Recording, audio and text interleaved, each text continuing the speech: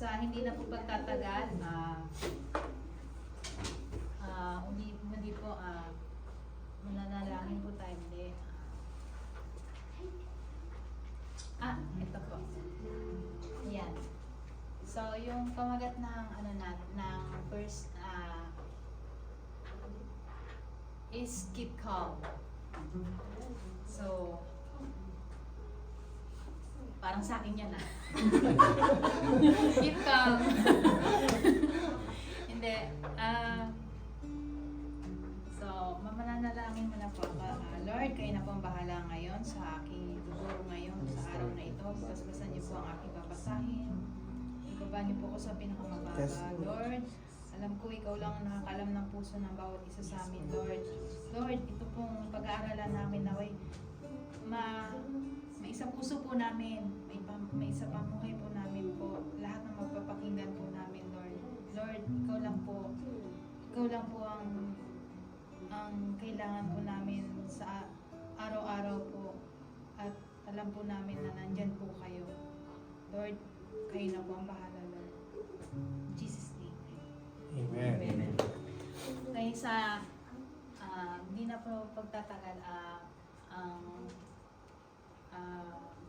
ang aking ang i-exhort ko po is pwedeng magbasa muna po tayo. By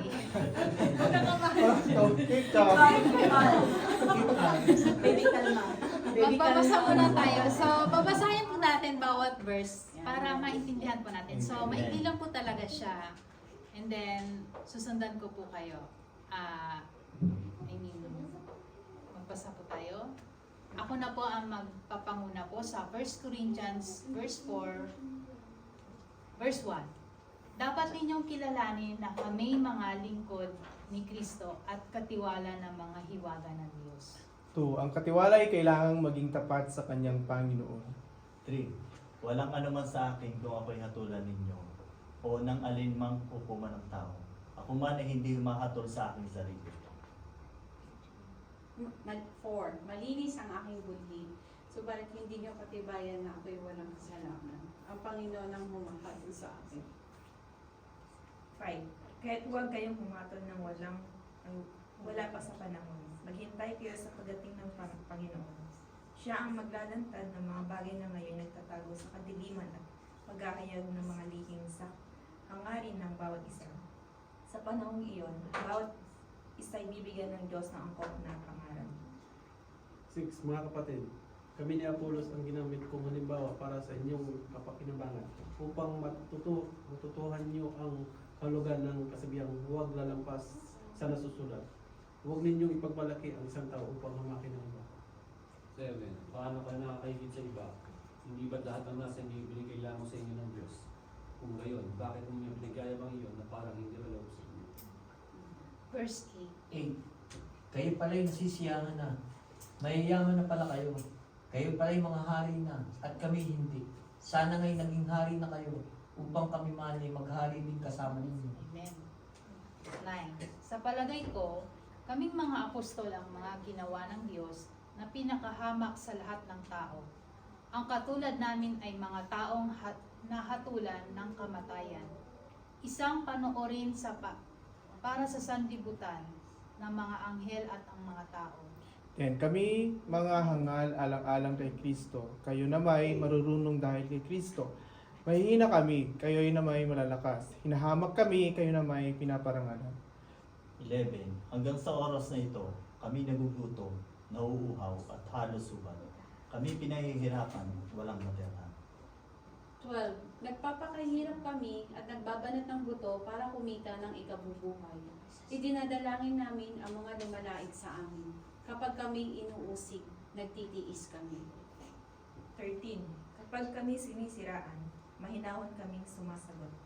Hanggang ngayon, kami parang maruming basahan, pinakahamak sa lahat ng tao sa mundo. 14. Ito'y isinusulat ko, hindi upang hiyain kayo, kundi upang pangaralan bilang minamahal kong mga anak. 15. Kahit magkaroon pa kayo ng napakarami na pagturo sa pamumuhay Kristiyano, iisa lamang inyong Ama, kapag kayo naging mga anak anak ko sa pananampalataya kay Kristo Jesus sa pamamagitan ng magandang balita na pinangaral ko sa inyo. Kaya't isinasamo ko sa inyo, tularan ninyo ako.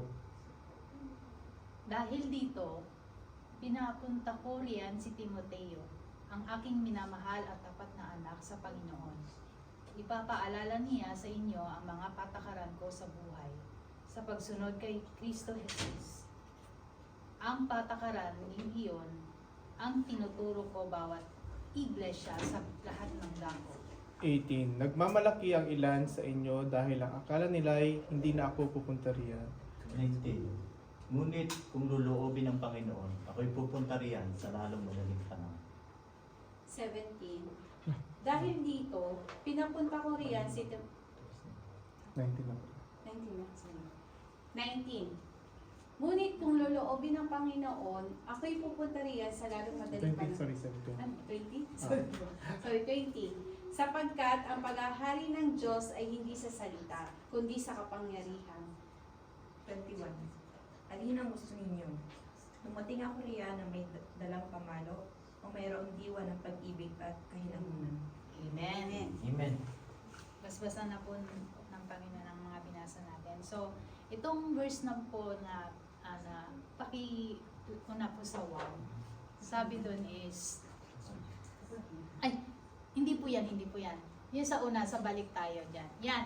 Yung verse na po yan is, the message po ni Paul para sa atin is, upo na po.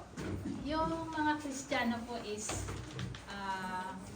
parang pinaparating po sa atin ng ni Pablo po na sinulat niya dahil yung mga Corinthians, yung mga taga-Corinthians po is mas parang lumalabas po kasi dito is judgmental.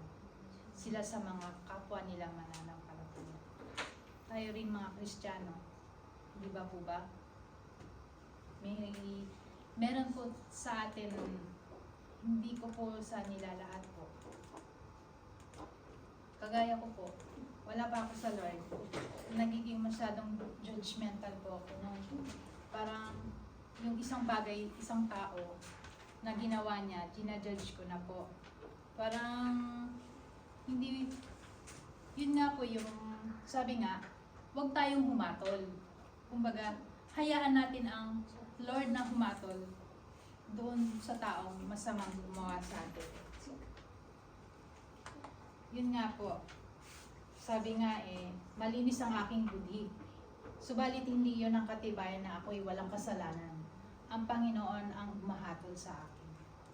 So, yun nga po, malinaw ang sinabi ng verse na yon na ano man ang tumating na challenge, I mean, kung tayo, sinusubok tayo na, halimbawa po, meron tayong kasamahan sa trabaho na naririnig mo na hinuhusgahan niya yung taong yon.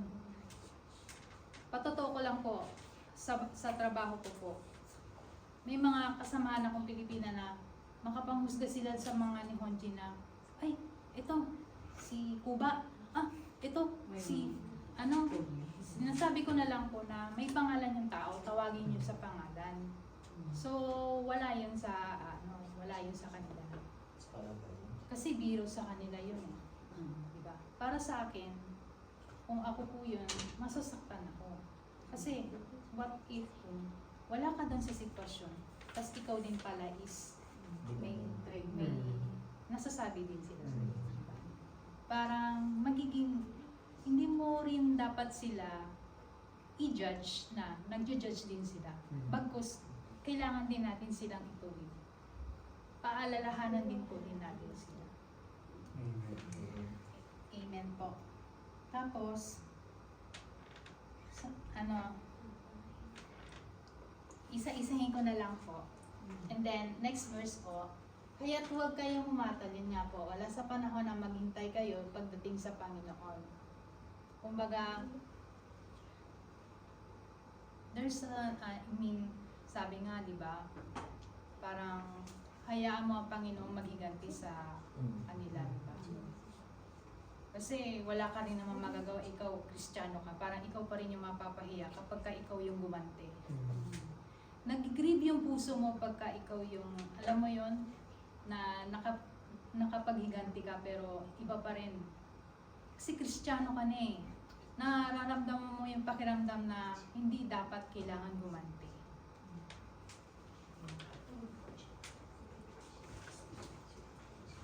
Mga kapatid ni Apollos, ginamit kong halimbawa para sa inyong kapakinabangan upang matutunan ninyo ang kahulugan ng kasabihang huwag lalampas sa kasulat, sa nasusulat. Huwag ninyong ipagmalaki ang isang tao upang hamakin natin.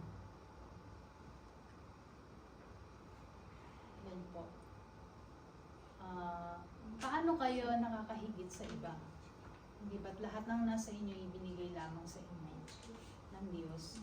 Ngayon, bakit ipinagyayabang niyo iyon parang hindi ka loob sa inyo? So, yun nga po. Bakit ba natin kailangan ipagmayabang kung ano meron tayo, di ba? Bagkus, lahat naman ng meron tayo dapat sa Panginoon lang po tayo magpasalamat po na kagaya po.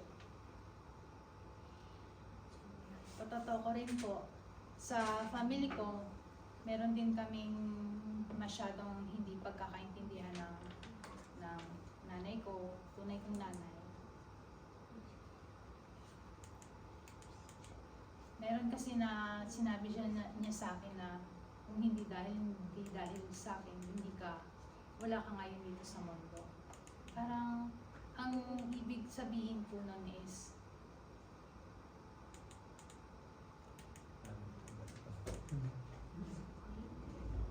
ang ibig pong sabihin is, yun nga po, wag nating tingnan yung tao. Wag natin i-claim na yung tao hindi dahil sa akin, wala ka dito, parang iba po ba?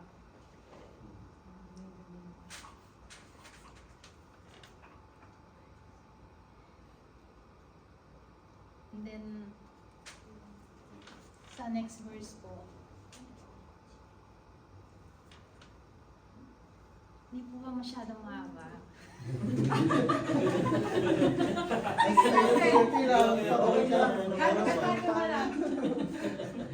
Ikaw. Kayo pala'y nasisiyahan na, mayaman na pala kayo. Kayo pala'y mga hari na at kami mga hindi. Sana'y naging hari na kayo upang kami naman ay maghari din kasama ninyo. Yan nga po. Diba? Pagka halimbawa, yung verse na yan, yung napaisip ko sa akin na tayo, may kanya-kanya po tayong mga ministry. Meron din, syempre, Kristiyano tayo, may hindi talaga may iwasan na may makakapagsalita ng hindi mag-against dun sa ibang ministry. Kaya, yun nga po, sabi nga, di ba, iisa lang din naman ang ating pinapupurihan, ang Diyos lang naman talaga. So, di ba? Sabi nga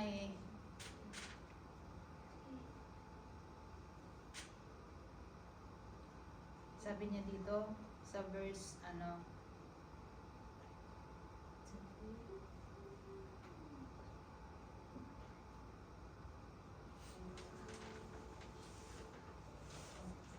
ito'y sinusulat ko upang hindi ay hiyain kayo, kundi upang pangaralan bilang minamahal kong mga anak. Kahit magkaroon po kayo ng napakaraming tagapagturo, yun nga po, kahit marami pa tayong tagapagturo, iisa lang naman ang Kristo natin. So kung ano man yung mga nararamdaman ng bawat Kristiyano na against yung mga sinasabi nila about dito sa ating ministry, bagkus di ba nananahimik lang tayo, nagiging kalmado lang tayo, tinatanggap lang natin kung ano yung sinasabi nila, di ba? Kasi ang Panginoon lang naman ang nakakakilala sa atin. Ang Panginoon lang naman ang nakakakita ng mga puso natin. At wala tayong karapatan or humusga kung ano man yung mga kahinaan ng bawat isa sa atin. Amen. Yun po. Dahil nga, doon nga, ito po sa verse, ano po,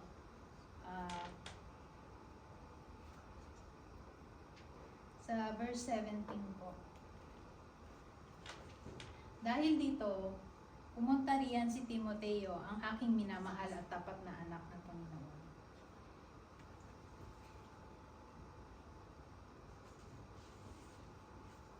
Ipapaalala niya sa inyo ang mga patakaran ko sa buhay. Sa pagsunod kay Kristo, Jesus, ang mga patakaran din iyon ay tinuturo ko sa bawat iglesia ng lahat ng bayan. Yun nga po, dahil yun nga, na pinalaganap na po ni Apostol Timoteo po na yung salita nga po na tinuturo sa atin dito sa iglesia. Dapat mas may palaganap pa rin natin dun sa mga hindi pa nakakaabot po, hindi pa po nakakarinig, nakakapakinig ng gospel po. Pilitin din natin syempre na abutin din natin yung mga kapwa natin na maabot natin sila. Yan. Verse 18. Nagmamalaki ang ilan sa inyo dahil ang akala nila ay hindi ako pupunta yan. Yan.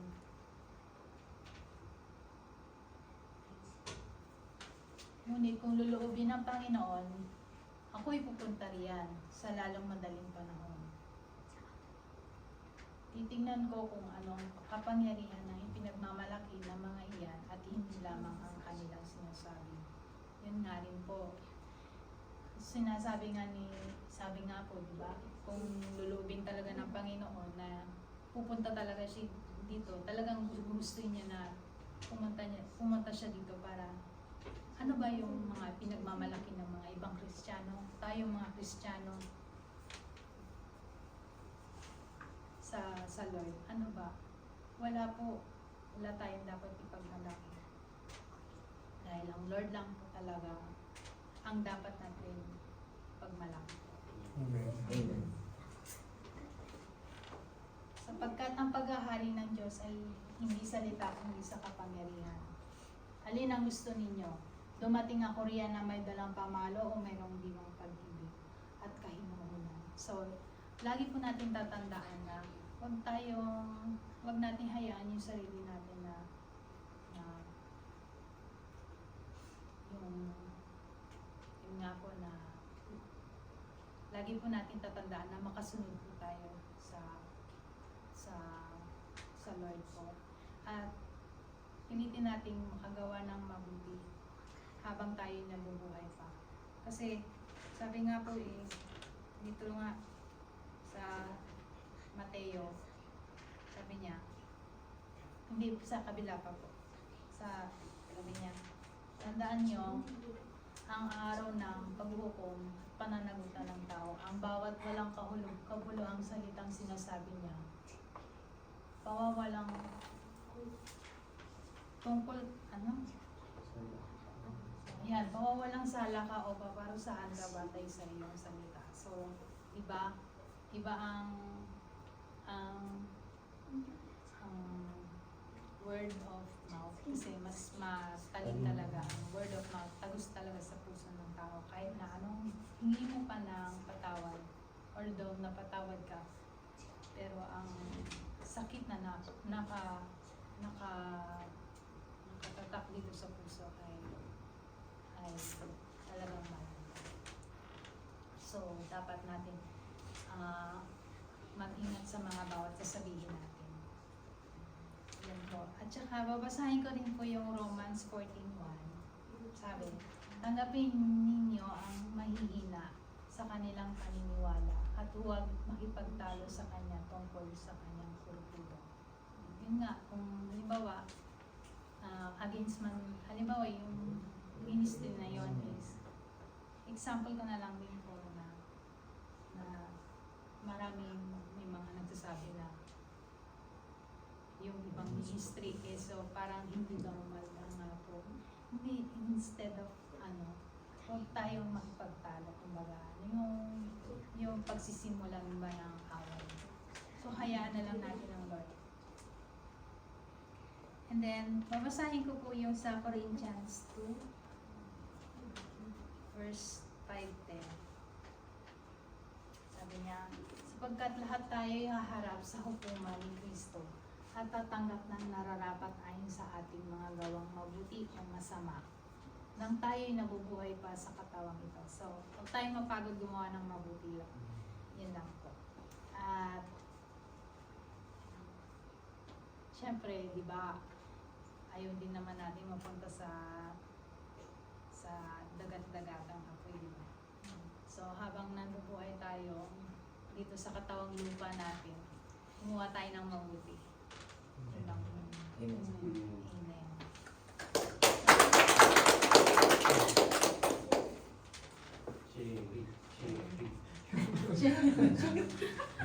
Isi-share ko na nga. Isi-share ko na nga po. Hindi, kasi ganito po yan. Kaya,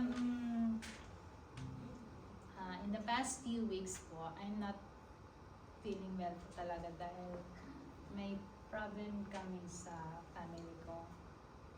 And then, sunod-sunod na yung mga, ewan ko kung anxiety na ba yung nararamdaman ko kasi ang daming mga problema na, alam mo yon yung feeling mo, ikaw si Superman, sabi ni nanay, huwag kang feeling Superman, hindi mo kaya yan, kasi hindi natin alam ang panahon, bukas na wala ka pa ba, nito ka pa ba, kailangan family mo yung priority mo, second is mother mo, second na yung yung magulang mo, kapatid mo. So, tinanggap ko po yung advice na yun ni nanay dahil alam ko dapat yun talaga ang gawin. Kasi yun naman ang nasa Bible eh. Kailangan mahalin mo yung asawa mo. Tapos, hindi naman masamang tumulong, di ba? Pero hanggat maaari, may limitasyon din. Yun lang. And then, na-realize ko din na yun nga, na ako na rin ang mismo lumapit sa asawa ko, nag-usap na kami na hindi kasi minsan alam niyo yun yung may mga pagkakataon na ang gulo-gulo talaga na wala kang makausap. Sabi ko, Lord, ikaw nang bahala, Lord. Gabayan mo ko, Lord, yung mga kung ano iniisip ko ng mga masasama, tanggalin mo to. Sabi ko nga, alam ko, kasama kita. Minsan nagpapatugtog na nga lang po ako ng worship song para makalimutan ko nga lang yung mga ganong problema ko eh. Kaya yun po, salamat din po at saka sa mga kapatiran ko na lagi po nandiyan na nakagabay po bawat isa sa inyo po. Salamat po. Yun lang.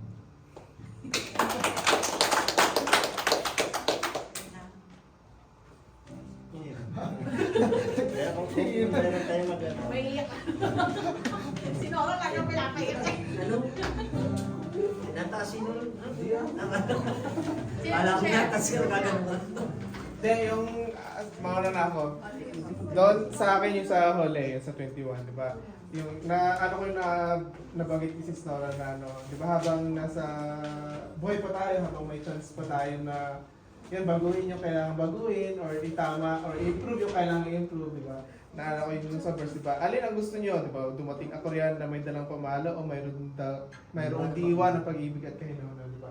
Nandaan natin, di ba? Ang Lord is, mabait ang Lord, pero namamalo rin ang Lord. Namamalo in a way na, di ba, sinusubok tayo na kung mas susunod ka ba, di ba? Kasi, or minsan kasi sa sobrang kapasawayan natin, di ba? Nakakalimot tayo sa Lord or na misdirect yung path na kailangan natin sundin na supposedly na makasunod tayo sa Lord, di ba? May napapahintulot tayo sa mga bagay-bagay na yun nga po. Kaya yung pamalo ng Lord is yun yung reminder na at least dapat nga magpasalamat tayo kasi may napalo pa tayo. Sabihin, mahal tayo ng Diyos, di ba? Hindi nare-recognize ka pa niya rin na anak ka niya. Kasi kapag anak ka talaga ng isang magulang, itutuwid at itutuwid ka, di ba? Yung Lord natin nga, di ba? He is our Father, our great Father.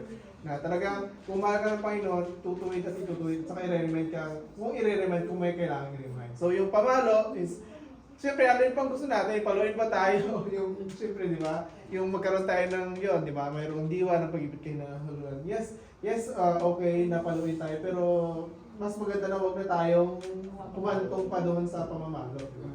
So, yun lang po sa atin na yung sabi ni Sister, di ba, may mga struggles or challenges siya na pinapahintulot ng Lord. Yun, pwedeng follow din yun, siguro, in a emotional na follow, pwede. Kasi, mahirap din yung physical struggle, ay yung emotional struggle. Kasi sa physical struggle, nasaktan ka, napilay ka. Yung physical yun. Pero yung emotional, minsan kasi iba rin yung ng emotional kasi naapektuhan yun yung mental mo, yung lalo sa lahat. So, yun po. So, diba, huwag tayong maghintay na paluin pa tayo ng Lord, diba? Nunta tayo sa, diba, sumunod na tayo sa Panginoon para Amen. magkaroon tayo ng pag-ibig at kahilingan. Po.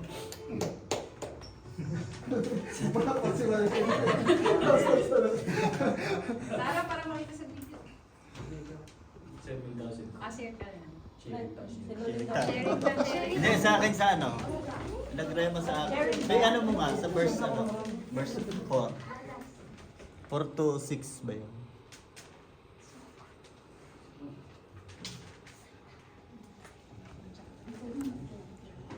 Yan. Yung sa akin yung ano, sa verse 4 to 6. Malinis ang aking buti, subalit hindi yung katibayan na ako'y walang kasalanan. Ang Panginoon ang umahatol sa akin, di ba? Minsan kahit pakiramdam natin, di ba, nag-church tayo, minsan pakiramdam siguro natin na tayo mabuti na tayo, malinis yung buti. Pero kahit pinipilit natin sumunod sa ating Panginoon, hindi tayo perfecto. Meron pa rin tayong nakagawa kasalanan, di ba? Between you and the Lord, alam mo yan kung nakagawa ka tayo ng kasalanan, di ba? Pero ang Lord lang may karapatang humatol sa atin.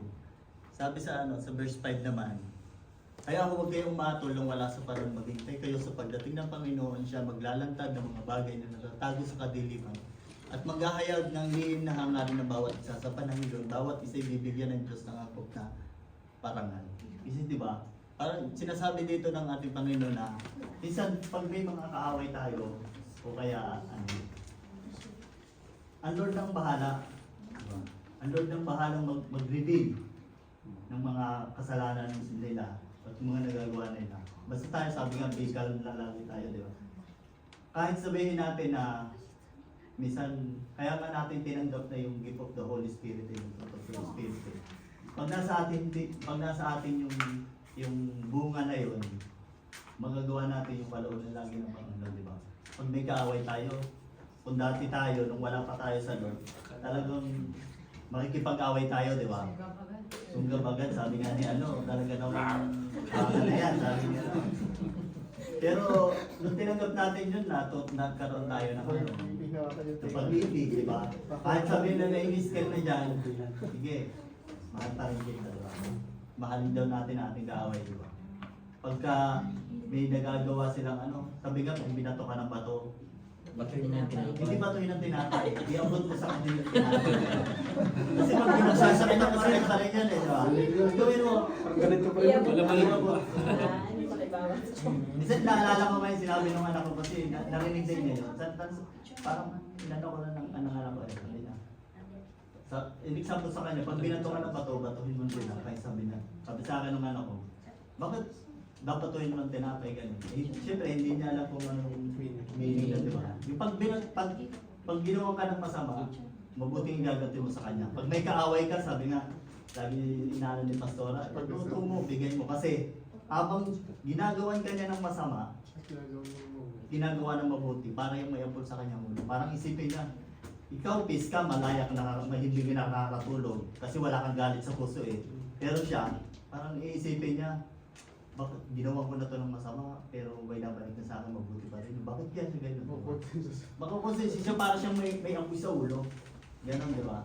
Yun yung pag-ibig na, di ba, nakuha natin sa Lord eh. Kaya yung pahinakunan natin para sa pag-ibig ng Lord. Tapos yung pinano ni Mrs. Nora na, di ba, minsan pinapagdaanan tayo, di ba? Ako sa sarili ko, ayaw ko kung ito na yung binigay ng Lord. Pag dumadating tayo sa mga pagsubok, di ba? Pag ako dumadating sa mga trials na binibigay sa Panginoon, isa na lang inisip ko, Na kay Bob lagi ako kumukuha ng ano eh, ng wisdom, di ba? Ng example. Sabi ko, pagka ramdam ko para binibigyan ako ng trial ng Lord. Sabi ko, si Job lagi yung pumapasok sa isip ko. Sabi ko, si Job, alam ko, test lang to ng Lord eh. Kasi di ba, hindi tayo gusto ng demonyo na nandito eh. Laging ihilahin ka niya, nahihilahin ka niya, di ba? Ayaw niya sa gawain, di ba? Kaya, pagka nagkakaroon tayo ng problema, trial, pinapahintulot siya ng Lord para i-test tayo. Kasi di ba parang ano yan eh, parang kutsilyo eh. Sa imumold yan, pupukpukin yan, di ba masakit, pupukpukin. Pero habang pinupukpuk tayo, doon tayo pinatatatag para mahulma tayo. Hindi naman lagi, puro sarap lagi yung pagkabigay sa'yo, blessing ka di ba? Kailangan natin pagdaanan, kaya masarap kamtan ng ang isang tagumpay kapag yung bagay na pinaghirapan natin, di ba? Amen. Yun yung masarap na success, di ba? Sabi nga yung pagdating natin dito, yung pagsunod natin sa Lord, di ba? Ang daan yan, masikip yan eh. Talagang mahirap. Kukunti lang nakakapunta, pero ang daan papunta sa hell, maluwang yan, kaya maraming ano, di ba? Pero yung hirap na yun, na pagsunod natin sa Lord, ang dulo noon, tagumpay, di ba? Kaya patuloy lang tayo na sumunod sa Lord, ibigay natin yung puso natin sa Lord, at ang Lord na ang makapagbabalik sa atin ng mga papala na naghihintay para sa atin.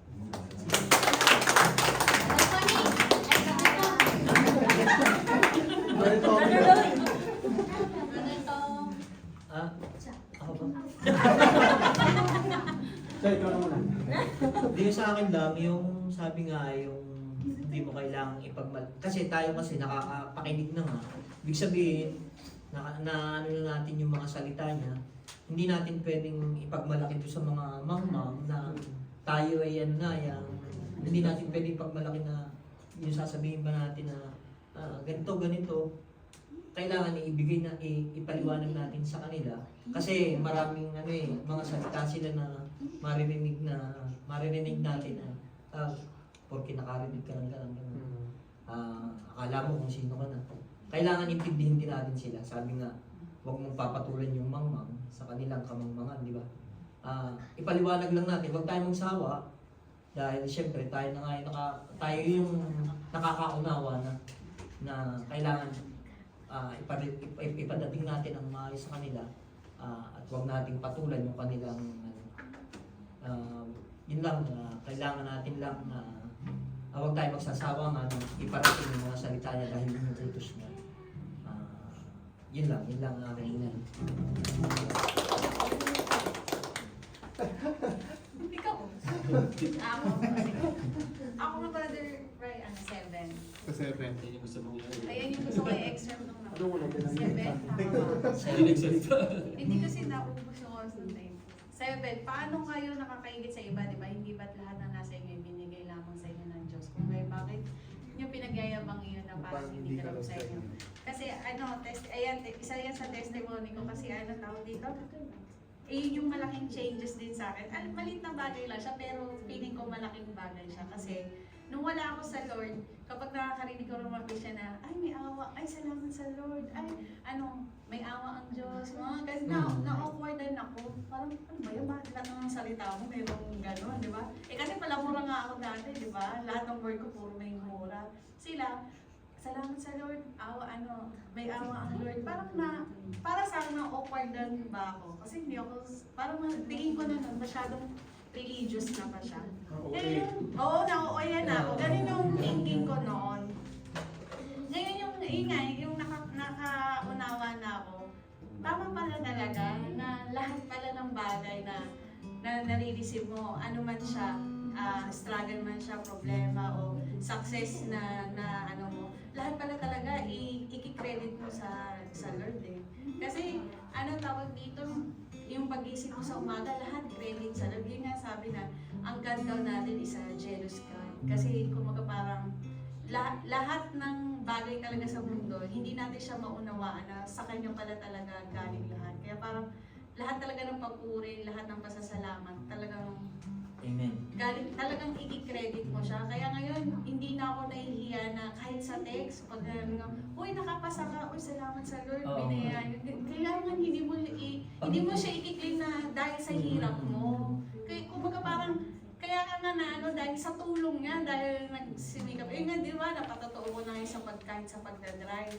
Kailangan ko ipagdasal na nakarating ako ng ligtas, hindi dahil sa galing ko, sa focus ko, hindi dahil sa awa at sa awa at tulong niya nakarating kami ng ligtas. Parang hindi talaga maliit na bagay siya pero para sa akin malaki kasi yun nga kailangan nating yun nga sabi, 'di ba? Kunyari may mga sa Facebook makikita natin lahat. 'Di ba may times sa tinanong ka sa akin na bakit gano'n? Puro kinikredit nila sarili nila. 'Di ba naitanong ka sa akin noon?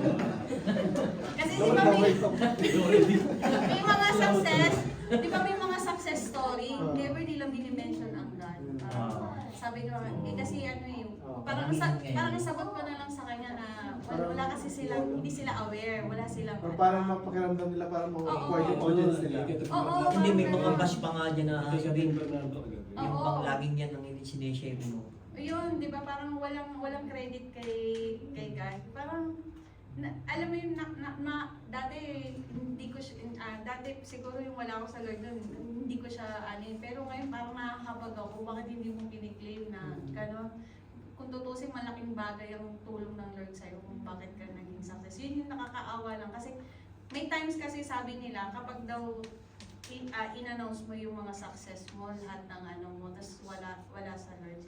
Yung blessings ng Lord na dapat ibibigay sa'yo, hindi ipagkakalob kasi naibigay na eh. Kumbaga yung mga reply ng mga people, yung feedback ng people sa'yo na, ay congratulations, oy buti na lang kayo. Yun na daw yung blessing na yun eh. Instead na si God ang mag-bless sa'yo. Sabihin yung blessing niya, Kaya hindi yung- yung galing sa'yo. Hindi na yung galing sa Lord. Kumbaga parang yun na yung blessings na na-receive mo. Kaya dapat talaga lahat, yun na. Kumbaga parang maging aware din tayo, tapos maging maingat tayo sa lahat ng ng bibig natin na kailangan i-credit talaga natin. Amen. Amen. In Jesus' name. Okay. Kasi iba talaga ang power ng sabi nga sa kanta nila, yung healing name, Jesus is healing. Jesus is healing. Yun nga po, sumakit po yung private part ng anak ko. Kasi nga, parang nade-dysmenorrhea na siya. Sabi ko, sabi mo sa name of Jesus, sabi mo, in the name of Jesus, sabi mo, in the name of Jesus, binabanggit niya. Tapos sabi niya, mama, ibigay ka wala. Sabi ko, wow, salamat sa Lord, sabi ko. Sabi ko naman sa kanya, pinayuhan ko siya na kung may mararamdaman kang sakit, just sabihin mo lang kay Jesus. Kaya di nangyari kay Joshua kahapon, di ba? Tsaka Kaya powerful din. ang ng bata. Oo. Yung Kasi pure pa sa kanila. Pure, oo. Hindi pa nila naintindihan yun, pero inaano natin na, kaya nga di ba sabi nila rin siya, pag ang bata na wala pa sa edad na 12 pababa, 11 pababa, ibig sabihin, nakaligtasan nila, wala sa nanay pa. Kaya sa mga ganong sitwasyon, kaya nga lagi natin inaano sa mga anak natin na pinapangaral natin yung mga santa kasi sa atin nakasalalay yung kaligtasan nila. Pero pagka ang anak natin inasa hustong gulong na alam na nila yung parang nandun pa rin yung gabay natin sa kanila. Pero meron na silang sarili. Free will. Naalala ko yung sinasabi nanay na yung teach your child in the ways of God at kapag lumaki siya, he will not depart. Kasi natutunan niya na yung ways na tinuhabang bata, parang tumatak na sa utak niya. Parang naisip niya pagka dumating yung time na parang ito yung sinabi sa akin ng tatay ko na butong-gawin. Kasi ang mga bata talagang talagang ang pautak ng mga bata matatalas talaga madali nilang natatandaan yung mga sinasabi ng mga magulang, di ba? Yun sa pagmumura nga, di ba? Pagka kung anong ginagawa natin, pinapakita natin sa mga bata, yun yung ginagawa nila. Kasi, ito yung nanay ko eh. Ganito ang natatay at nanay. Idol ko kayo si nanay. Matapang yun sila. Naku, huwag kang mag-yosi, pero ang tatay parang yan tao, di parang itin, di ba? Naku, huwag kang mag-inom. Pero nakikita naman, inom ka lang inom dyan, di ba? Nakikita nila, hindi tayo respetuhin. Kung gusto natin yung respetuhin tayo ng anak natin, ipakita natin na kung ano yung kabutihan ng ginagawa natin, Oo. pagpapalaki ng isang mag-isa.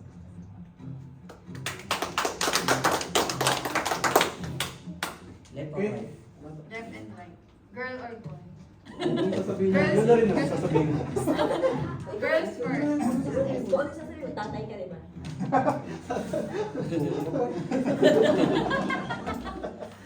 Hindi ko, yung wala naman ano kung may sabihin kayo, gusto mo wala lang. Ikaw ano? Salamat sa Lord. Salamat sa Lord. Yung ano lang, yung tema na keep calm. Yun. Para sa akin, na yung tawag ito, kapag totoo nga pala yung sinabi, dito yung sinasabi nila na pag, di ba, ay syempre, nagkalat ang kaaway, di ba? Pero pag kinalma mo yung sarili mo at ibinigay mo lahat kay Lord na, pinagkatiwala mo lahat kay Lord na, kung siya na yung kumilos, and ano, tawag dito, pag siya talaga yung kumilos, and yung, kapag ibinigay mo sa kanya lahat, at siya na yung kumilos, yung tipong maginhawa yung ano na hindi ka gumante, wala kang ginawang kahit ano sa Wala kalat. kang guilt. Oo, parang ganun. Masaya yung puso mo. Tapos, ito ano lang parang based off, parang sa akin to parang naano mo ngayon, recently, parang recently na, yung, kasi mahilig talaga akong ano tawag dito? Mabilis akong sumama yung loob, ganyan. Matampuhin. Matampuhin, may mga ugali talaga ako. Pero nung ano na yun, syempre lagi na kami nag-ano dito. Tapos natututo kami ng mga word of God, ng ganito, ganyan. Tapos yun, kinakalma ko na yung sarili ko. Nakokontrol mo. Tapos naano ko din na Control. yung the more na kinokontrol mo yung sarili mo, the more na umaano yung kalaban, which is nakakatuwa. Hindi naman sa natutuwa ako kasi kinakalma ko parang, thank you Lord, parang hindi ka gumaganti na parang, pero yung kalaban umaatake. Parang hinahayaan mo lang. Pero parang ang gaan-gaan ng loob mo, parang ganun ba? Yun, parang sabi ko, parang pala yun, pag hindi mo dinalabanan, ano ka, parang, parang, pag hindi mo hindi mo pinapansin, sarap-sarap, parang sarap sa pakiramdam, gano'n. Kasi hindi ako ganun dati parang lumalaban talaga ako.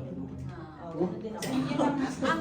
Ang masaya pa dyan yung na-overcome mo. Yung parang feeling mo natago, kaya tayo ka pinatulan, parang gano'n, di ba? Meron ganun. Lalo sila may Oo. pag naasan tayo kanila tapos hindi mo sila may napatulan. Tapos sila Lalo sila nagpupursige ba na? Sabi ko, sige, Lord, ikaw na bahala. Pero totoo yan. Yun, napatunayan ko talaga na pag kinalam mo yung sarili mo na parang hinihingi mo na lang kayo. Tested and proven. Oo, ganun. Yun. Amen. Hindi naman sa hindi sa Keep calm. Yun. Okay, si North Face na. Copy paste. Sure pa ba ako? Oo. na po. Hindi Uy, Hindi ba? parang bagay sa'yo yung Copy paste. Akala ko copy paste yun ba? Aling version sa'yo? 7 to 7 to. Parang Paano? Bakit na 7-7? parang bagay sa'yo yan. Paano kayo nakakahigit sa iba? Hindi ba't lahat ng nasa inyo ibinigay lamang sa inyo ng Diyos? Kung gayon, bakit niya ipinagyayabang iyon na parang hindi karoon sa iyo? Pagkitsa na yun, di ba? Okay na. Copy paste? Experience. Experience? Sige, gagayahin na rin kita sa kalma mo. Ayun ba? Mukhang gano'n din pala ang galit. Mas kalma Hindi, siya. para sa lahat naman. Mas kalma. Pagka, yung parang akala mo, talo ka.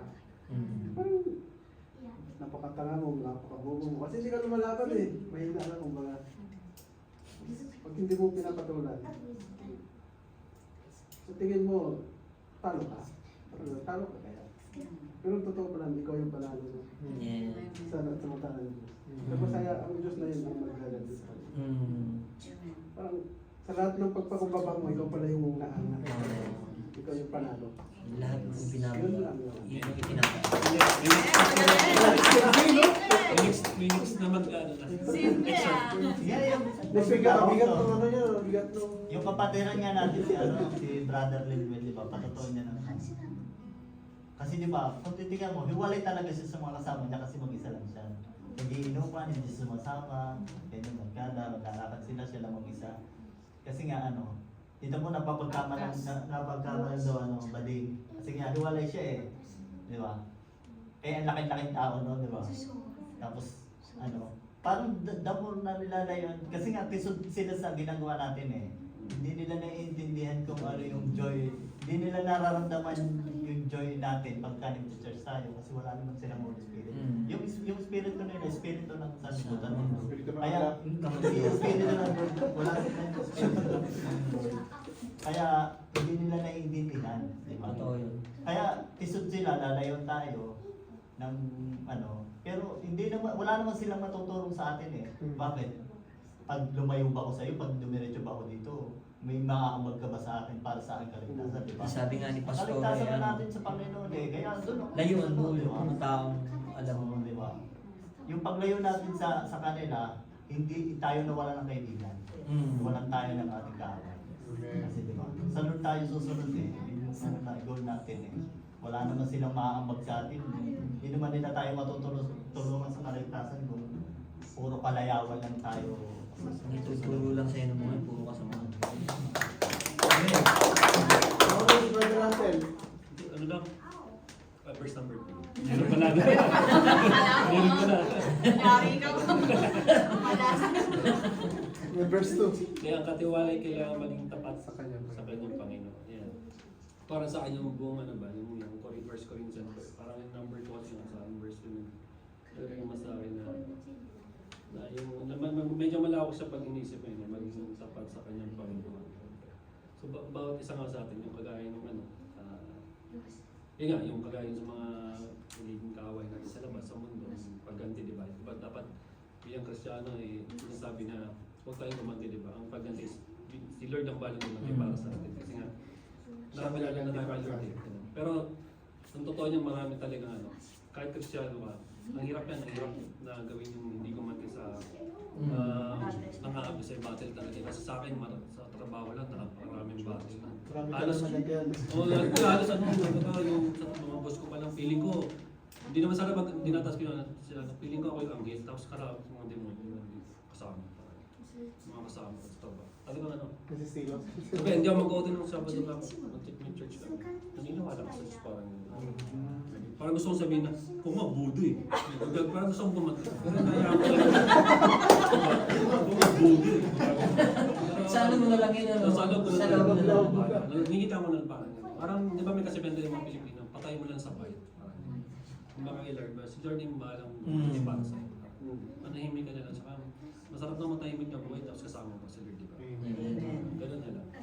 So yun lang, malayo ako sa verse na napili ko, pero yun yung kasi malawak na siya, pero salamat sa yun lang. Amen. So, prayer na po tayo at i-rush ko po sa good sis para sama sa daan. Let's pray po. Lord, thank you po Lord sa araw na ito. Nakakinig na naman po kami ng iyong salita. Naway itong napag-aralan po namin ngayon ay isa pang buhay po namin at tumatak po ito sa puso namin. Lord, alam namin, hindi mo kami pabayaan. Pabayaan mo po kami sa araw-araw. Bagamat yung mga pinagdadaanan po kami. Lord, ikaw lang po ang nakakaalam. Ikaw lang po ang nakakaalam ng bawat isa sa amin. Lord, mas mo po ang hinihain namin pagkasunod.